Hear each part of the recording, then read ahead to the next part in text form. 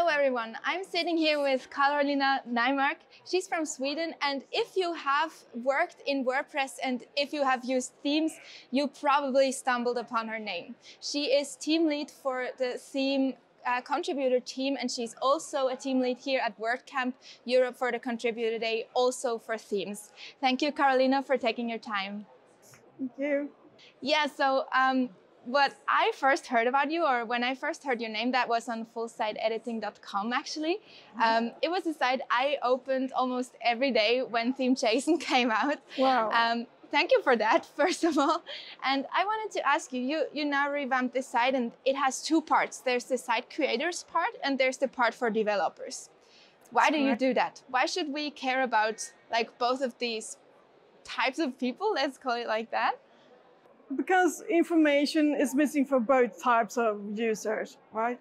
Both developers who are going to do advanced code, and for users who doesn't need to know code, but still wants to create complex layouts.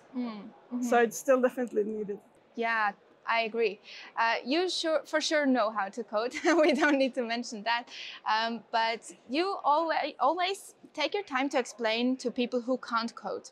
Why do you do that, or how do you do that? Like, what should we as WordPressers think about when we communicate on WordPress? Great questions. No, I receive questions from all kinds of users at every beginner level, advanced levels. And that's the way I see the needs, because I don't have clients.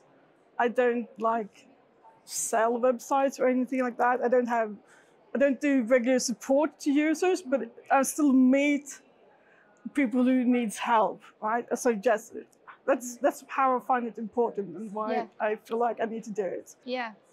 So what should we think about when we talk about or talk to people who can't code?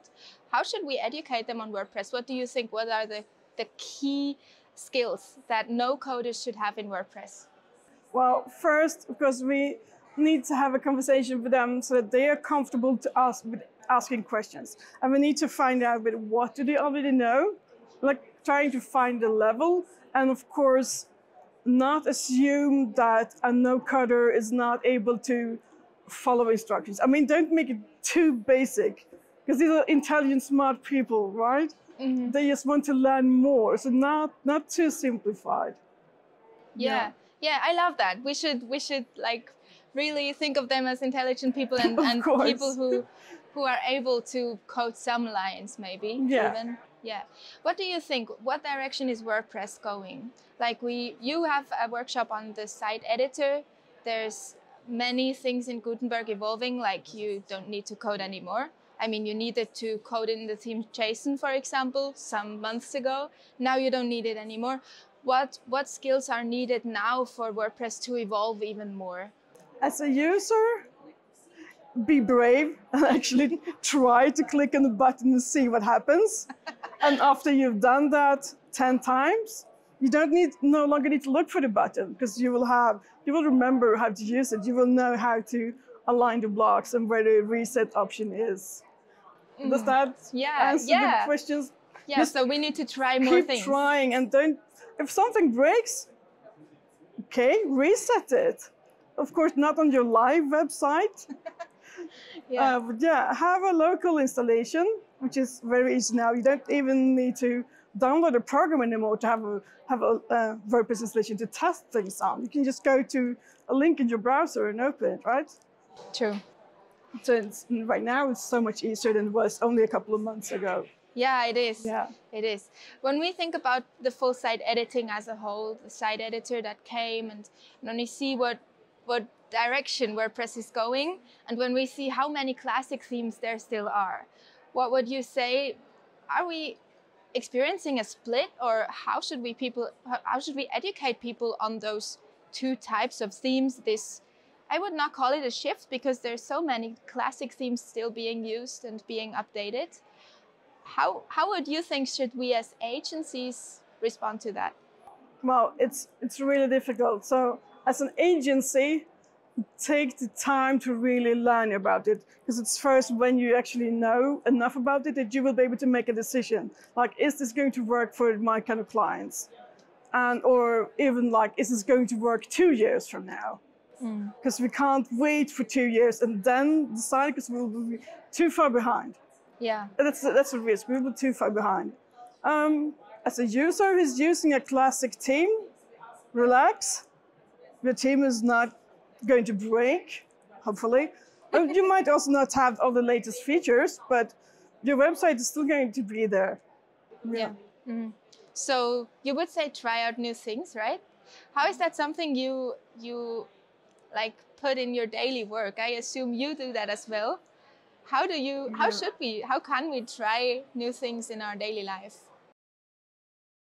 To keep track of the Gutenberg changes, it's real difficult, even though it's for people who works on it on a daily basis. Yeah. I contribute with code to Gutenberg, and I can't keep up with what everyone else is working on. And I spend maybe 2 hours a day just reading what's actually happening, trying to understand the discussions, and it's like, okay, can I contribute to this or not?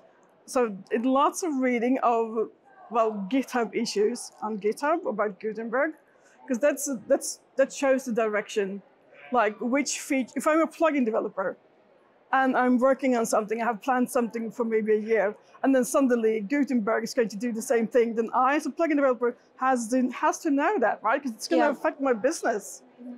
So lots of reading. Yeah. Lots of following comments and threads. Yeah. You say you spend 2 hours a day. I think that's... well, maybe not on a Sunday, but as part of my work. Yeah, that's impressive. I actually read a description about you in a blog somewhere on the internet, and I thought it was an interesting description. I wanted to read it to you. She's someone who can seemingly speak both to where we've been and where we're going with practicality, awareness of what's broken, and excitement about what might soon be possible. And I thought these 3 questions were questions I wanted to ask about you or to you. First thing, where are we going with WordPress? Then next thing, what's broken? And the third one, what might be possible? What can we be excited about? I mean, you can choose what we're starting with. What are we going to see or do? What is not yet good? And what can we be excited about? Creating content and working with a full-site editing template. It's going to be, I'm sorry, not everyone's going to like this, but it's going to be more tied together. So, for example, if you're using a Gutenberg right now, if you're using a version from the GitHub repository, you will be able to view the page content and the actual template around it at the same time. You will be able to click on the page content and edit it.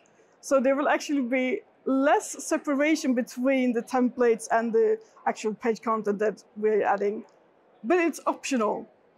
So like the block editor itself, the post editor, of course, is not going to go away. So if someone prefers the single view without the template, of course, they can work on that side.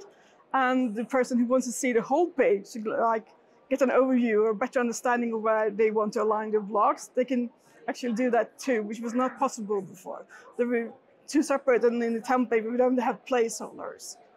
Okay, so seamlessness, maybe. Yeah. Yeah, okay, interesting. What's broken? The navigation block. Oh, okay, that's interesting. Can you elaborate on that?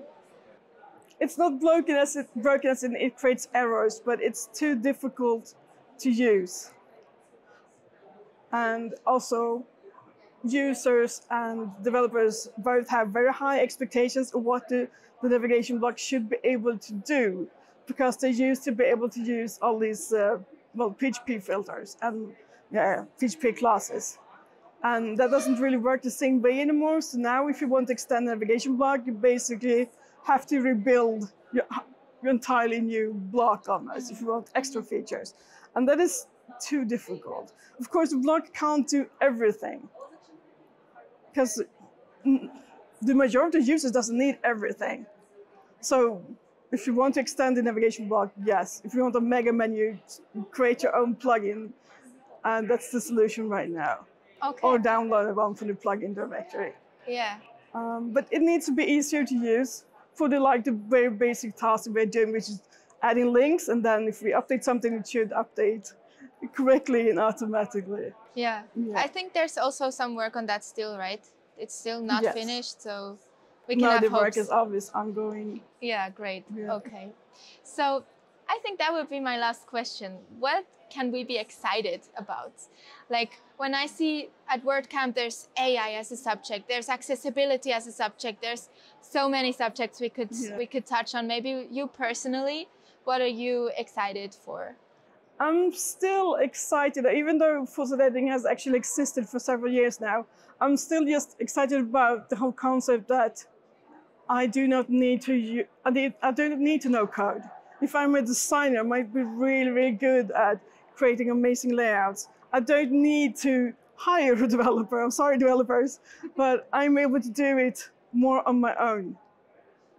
Yeah, and that's what it opens up for so many more people to do it. Yeah, in the end, it's democratization again, as WordPress always has and has been and will be. Yeah. Thank you so much for taking your time, and have a good time at WordCamp. Thank you. I certainly will. Thanks.